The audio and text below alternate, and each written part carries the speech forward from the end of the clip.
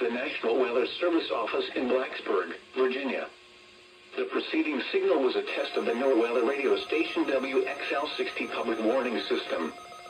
During potentially dangerous weather situations, specially built receivers can automatically be activated by these signals to warn of the impending hazard. Tests of the signals and the receiver's performance are normally conducted by the National Weather Service around noon each Wednesday, except for the first Wednesday of the month when it is conducted around 7 p.m.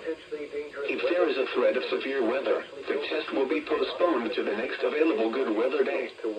Reception of this broadcast, and especially the warning alarms, will vary at any given location.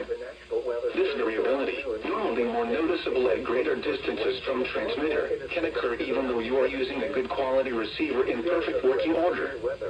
To provide the most consistent and dependable warning service possible, the warning alarm will be activated for hazardous watches and warnings for the following counties in the Blacksburg County warning area: in Virginia, Allegheny, Bedford, Bland, Botetourt, Carroll, Craig, Floyd, Franklin, Giles, Halifax, Henry, Montgomery, Patrick, Pittsylvania, Pulaski, Roanoke, Rockbridge, and Wythe.